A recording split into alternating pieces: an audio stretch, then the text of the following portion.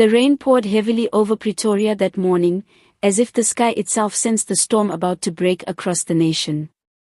Journalists gathered outside the media center, whispering in confusion. The invitation had been vague, urgent press briefing matters of national importance. No one knew who would appear. No one expected Nomvula Mokonyane. When she finally walked in, the room went quiet. Her steps were slow, deliberate. Her face carried no smile, no fear, only resolve. Cameras clicked like thunder. She placed her hands on the podium and looked directly into the sea of faces before her. South Africans, she said, her voice steady, today history will divide itself into before this moment and after it. For too long, power has been protected by silence. For too long, secrets have lived in the shadows while ordinary citizens carried the weight of truth on their backs. Today, I refuse to be part of that silence. I am here to expose a relationship that has been hidden behind political meetings, private dinners, and carefully crafted schedules. A relationship between President Cyril Ramaphosa and Helen that goes far beyond professional cooperation. This is not gossip. This is not political theater.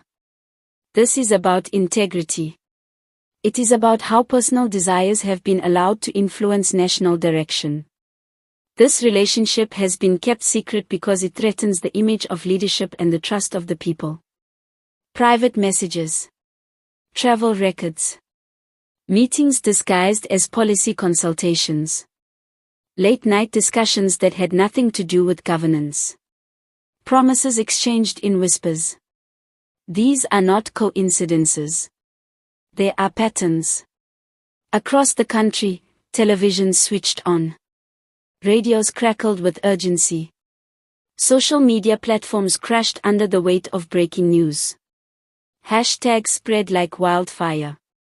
Hashtag Mokonyane exposes truth. Hashtag Presidency in crisis. Hashtag love or power. Inside the union buildings, chaos erupted. Advisors rushed into emergency meetings. Phones rang non-stop. The president's security tightened instantly. Every movement became calculated. In a quiet office, President Ramaphosa stared at the screen showing Mokonyane's face replayed over and over. His silence was heavier than any denial could be. This was never supposed to reach the public, an advisor whispered. No, he replied softly. It was never supposed to become a weapon. Elsewhere, Helen sat alone in a dimly lit room, her phone shaking in her hands. Messages poured in. Some were filled with support. Others with anger. Many with disbelief. They've turned our humanity into a battlefield, she murmured. SH remembered the beginning. Quiet conversations. Unexpected understanding. Two powerful minds finding refuge in each other during moments of exhaustion and isolation. It had never been meant to be political. But politics had swallowed everything.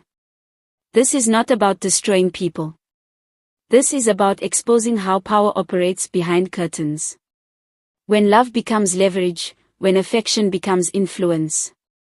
Because the country is suffering. Because unemployment is rising. Because corruption is destroying hope. And while citizens struggle, leaders are entangling personal emotions with national destiny. That is betrayal. Supporters of the president called it a political ambush. Others praised Mokonyane as fearless. The nation was divided not only by belief, but by emotion. Some asked, is love a crime? Others replied, not when it stays private, but dangerous when it shapes power. That night, Ramaphosa finally addressed his advisors. We will not respond with anger.